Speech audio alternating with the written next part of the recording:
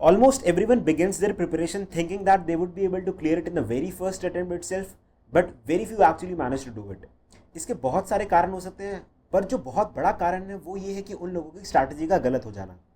So hello everyone, welcome to this video on how to prepare for UPSC Civil Service exam right from the scratch.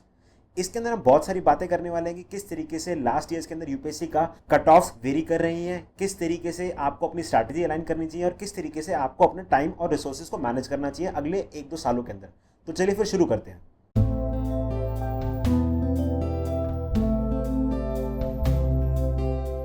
तो अगर हम overall pattern देखें UPSC का तो वो 3 stages के अंदर डिवाइडेड है. तो सबसे पहली स्टेज है प्रीलिम्स की, फिर है मेंस की, फिर है इंटरव्यू की. तो प्रीलिम स्टेज के अंदर आपके 2 पेपर्स होते हैं. सबसे पहला पेपर है जनरल स्टडीज का और दूसरा पेपर है सिविल सर्विस एप्टीट्यूड टेस्ट. इसके अंदर से सिर्फ और सिर्फ आपके जनरल स्टडीज के पेपर के मार्क्स जुड़ते हैं आपकी कट ऑफ डिसाइड करने के लिए.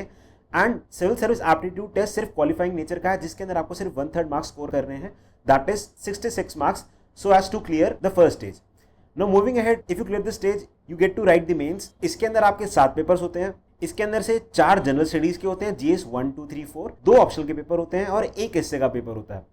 अलॉन्ग साइड इसके अंदर 2 लैंग्वेज पेपर्स भी होते हैं, एक इंग्लिश और एक रीजनल लैंग्वेज, बट इनके मार्क्स आपकी फाइनल मेरिट लिस्ट के प्रिपरेशन में जुड़ते नहीं है. तो ओवरऑल अगर हम देखें तो मेंस के जो 7 पेपर्स हैं 250 into 7 the total comes out to be around 1750 marks. So moving ahead, if you clear this main stage you get to the interview round जो कि 275 मार्क्स का होता है. And if you add up all these marks the total comes out to be 2025 marks.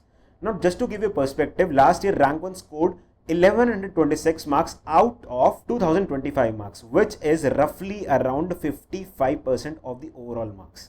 Now moving ahead, if we look at the pattern of the prelims cutoffs in the recent years, so 2015 में the cutoff was around 107. The next year cutoff increased to 116.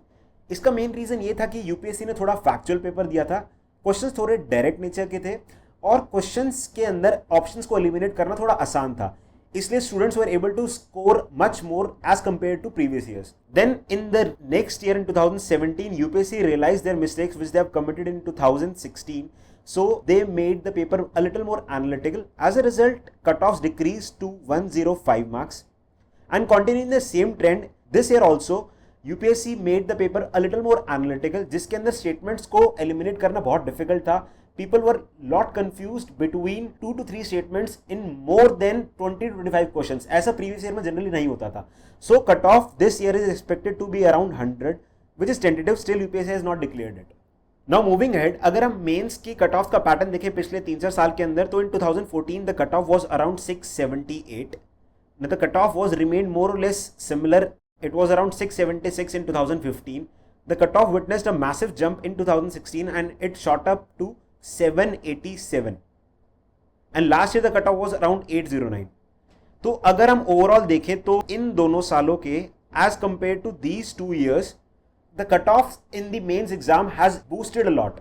इसके main reason ये है कि जो आपके जो general studies और S A के मार्क्स हैं, they have witnessed a massive jump. In previous years in 2014 and 15 आपके जनरल स्टडीज का एवरेज रहता था 350 के अराउंड और जो टॉपर्स के मार्क्स रहते थे वो रहते थे अराउंड 420 के आसपास. But in the recent last 2 years the new average has shifted to 420 marks in GS and toppers के मार्क्स अराउंड 500 प्लस हैं. सो यू कैन सी कि कितना पैटर्न आ रहा है जनरल स्टडीज के अंदर.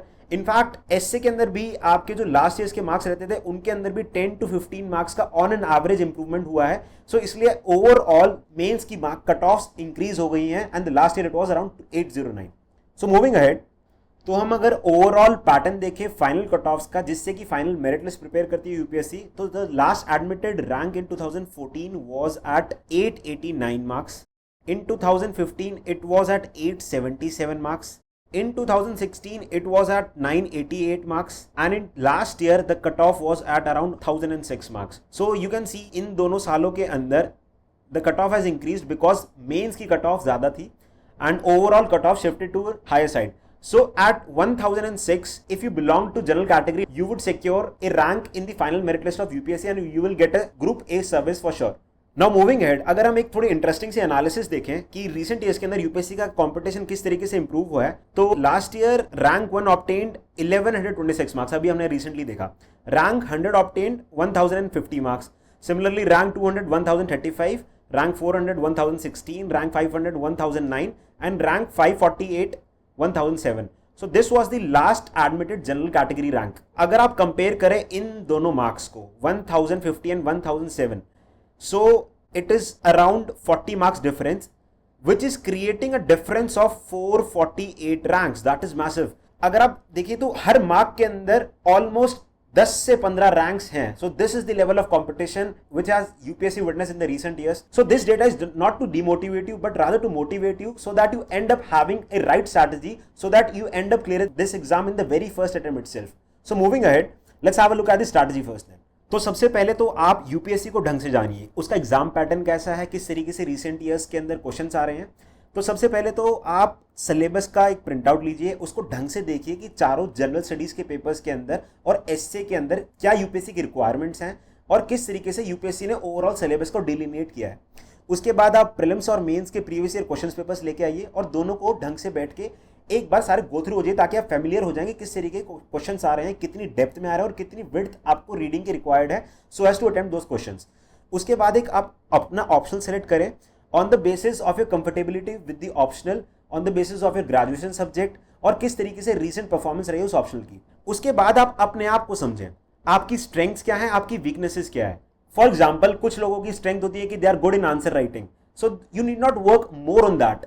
But on the other hand अगर आपकी वही वीकनेस है तो you need to work on that. So the idea should be to maintain your strengths as it is and lessen your weaknesses over the period of time. ये UPSC में अक्सर कहा जाता है कि if you fail to plan then you plan to fail. It is very imperative to have 3 time tables. सबसे पहले तो आप एक मंथली टाइम टेबल बनाएं जो कि बहुत ही ब्रॉड होगा. It should encompass the weekly and the daily time tables. These time tables should confirm to your monthly time table. इससे आपकी स्ट्रैटेजी हमेशा गाइडेड होगी, कभी भी आप उससे वेवर नहीं करेंगे इधर उधर और हमेशा आप अपने टारगेटेड अप्रोच के अंदर रहेंगे जो कि यूपीएससी के अंदर रिक्वायर्ड है बहुत ज्यादा अगर आपको ये एग्जाम फर्स्ट अटेम्प्ट में ही क्लियर करना है. तो उसके बाद जैसे जैसे आप अपनी प्रिपरेशन स्टार्ट करेंगे तो ये आपका इंटरेक्शन आपके दूसरे फेलो एस्पिरेंट्स के साथ होगा, कुछ लोग जो सीनियर्स हैं उनके साथ होगा. तो ये टेंडेंसी आती है कि अपने आप को आप कंपेयर करने लगते हो उनके नॉलेज लेवल से. ये सारे प्रोसेस का एक ही आउटकम होता है, दैट इज डीमोटिवेशन. अगर आपको अपने आप को कंपेयर करना ही है तो आपको अपने जो आप पिछले दिन थे सिर्फ आपको उससे कंपेयर करिए, आपको औरों से नहीं कंपेयर करना है. इससे ही आप अपने आप को ग्रेजुअली इंप्रूव करेंगे और ग्रेजुअली आप देखेंगे कि within period of 6 to 8 months you are on to the same level which those people have attend. And last but not the least, just enjoy studies. अगर आप स्टडीज को enjoy करेंगे ना तो आपको कभी भी पुश नहीं करना पड़ेगा अपने आप को स्टडीज के लिए. हमेशा आपको स्टडीज पुल करेंगे. एक्चुअली यूपीएससी के अंदर एनर्जी वो बनी रहेगी और हमेशा आप मोटिवेटेड रहेंगे. Now moving ahead, for the aspirants who are currently pursuing graduation, उनकी स्ट्रैटेजी क्या रहनी चाहिए. तो सबसे पहले अगर आप अपने फाइनल ईयर्स के अंदर नहीं है तो आप you should focus on building a good academic record. अपना सीजीपीए इंप्रूव करिए, अपनी परसेंटेज इंप्रूव करिए और कॉलेज की जो भी सिलेबस है, जो भी आपका कोर्स है उसको जस्टिफाई करिए, उसको आप ढंग से पढ़िए. उसके बाद अगर पॉसिबल हो तो choose subjects which are related to UPSC. ये जनरली इश्यूज आता है इंजीनियर्स के साथ because they have to make a transition from engineering subjects to art subjects. अगर आपके लिए पॉसिबल हो तो opt for these subjects which are economics and social sciences which have little UPSC orientation so that you get to know those kind of subjects as well that उनमें किस तरीके की requirements चाहिए. उसके बाद as soon as possible you should start reading newspapers on daily basis and good magazines. You can start with either of these newspapers, The Hindu and The Indian Express. Both are equally good. Hindu has slight leftist orientation in its nature and Indian Express on the other hand has a little rightist orientation. So actually they end up balancing both the newspapers. But don't start reading both the newspapers from the starting itself. You can start with The Hindu and gradually after 6 to 8 months if you get comfortable you can opt for the other newspapers. उसके बाद cultivate writing habits. जैसे कि हमने देखा कि last year mains की cut off थी 809 and mains is totally about answer writing. तो इसके लिए जरूरी है अगर आपकी आंसर राइटिंग अच्छी भी है तब भी आप उसको और ज्यादा होन करें. तो इसके लिए आप बहुत सारी चीजें कर सकते हैं. You can start a blog और write in college newsletters. कुछ भी जो भी इश्यूज आपके कॉलेज के अंदर हो रहे हैं, कुछ और सोशल इश्यूज आप देख रहे हैं, just start putting them into words. इससे कि आपकी ओवरऑल जो कैपेसिटी है मेंस एग्जाम को लिखने के लिए वो आप ट्रैक पे आने लगेंगे उसके लिए. उसके बाद develop some good hobbies in college क्योंकि यहीं पे एक टाइम होता है जहां पे आप अपनी एक ऐसी हॉबीज पकड़ते हैं जो आपके साथ हमेशा लॉन्ग टर्म रहेंगी. यूपीएससी के अंदर ऐसे बहुत सारे मोमेंट्स आते हैं when you feel very low. So you should have these kind of hobbies which when you pursue them you get more refreshed, you feel energetic and you come back to your preparation with full vigour and motivation again. उसके बाद participate in extracurricular activities as much as possible in the college years because अगर आप prelims clear करते हैं तो आपको एक detailed application form भरना होता है फॉर द मेंस जिसके अंदर आपका ये एक कॉलम रहता है कि leadership positions held in college. So अगर आपको यहाँ पे बहुत ही रेलेवेंट एंट्रीज चाहिए तो आप कॉलेज के अंदर it is the right time to invest into those categories. यहाँ पे आप लीडरशिप पोजीशंस लिए, अपने फेस्ट के अंदर अच्छी पोजीशंस लीजिए, अपने sports cultural sports fest, technical fest, जहां पे भी आपको मौका मिले पार्टिसिपेट करिए, ताकि आपकी पर्सनैलिटी भी होन हो और आपका डिटेल्ड एप्लीकेशन फॉर्म के लिए एंट्रीज भी तैयार होने। So for the aspirants who are currently working, see, it totally depends upon the job requirement and the job environment you're in and the level of preparation which you have attained currently. We would suggest that try it for the 2 to 3 months, and if you feel that you are falling behind the targets, then you can think of leaving the job. But many people do it alongside. For instance, last year Rank 61 cleared the exam while he was in investment banking. So it's a very personal choice. Then moving ahead, make constructive use of internet. See, internet has now grown into a big ocean.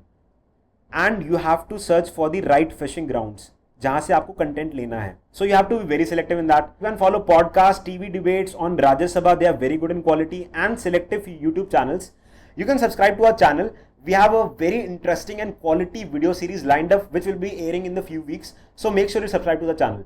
Then you can squeeze in time on the weekdays for around at least 2 to 3 hours daily, and make full use of weekends for around 7 to 8 hours. Now this will ensure that you end up covering at least 30 hours in the whole week, and that is the minimum preparation which you require so as to clear this exam in the very first attempt, because competition has gone a notch above as compared to the previous year. So you need to spend at least 30 hours every week. Now form a group of like-minded people, stay in touch with people who are preparing full time, because in case if your preparation goes on like this sinusoidal curve, then staying in touch with these people will reduce these waveforms to a more straight line curve, and you will be having a more strategized preparation, and you will be always motivated to do it all the time. And when the exams are nearing, you can think of applying for a leave for a full time 1 month or so before the exam, so that you end up revising all the things which you have studied in the last 1 year or so. Now the main question arises, how to manage time in the coming next 1 to 2 years. Now let's say if you are aiming for the 2020 attempt, and उस साल prelims होना है June 2020 के अंदर, right? So we would advise that you should ideally start your preparation in around June 2019. That is completely 1 year before the prelims, which is going to happen next year, and divide the next 7 to 8 months focusing completely on the integrated strategy of prelims cum mains. And in the last 4 months, you should totally devote towards prelims preparation only.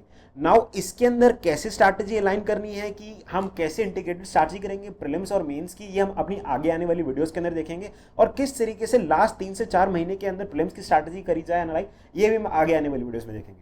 Now coming to the most important part of this whole video, that is resource management. Managing resources can actually make or break your dream of becoming a civil servant. Given the time and memory constraint which everyone possesses, you should try to stick to limited resources as far as possible. The overall idea is not to become the walking versions of Wikipedia, but rather crack this exam as soon as possible with least amount of efforts. Now following that, whichever resources you follow, just try to follow this pattern, that is read, revise and revise it again and again for multiple times. अगर हम एक average memory retention curve की बात करें तो ये कुछ इस तरीके से होता है. तो ये आपकी ये शॉर्ट टर्म मेमोरी है, और ये आपकी लॉन्ग टर्म मेमोरी है, और ये आपका 100% रिटेंशन रेट है. तो अगर आप कुछ पढ़ते हैं, फॉर एग्जांपल अगर आपने आज कुछ पढ़ा, तो it is going to retain in your memory like this. तो इट्स वेरी मच पॉसिबल कि आप इसको विद इन 1 वीक बहुत ही जो आपने पढ़ा है मे बी आपको उसका 10-20% ही रिटेन होगा.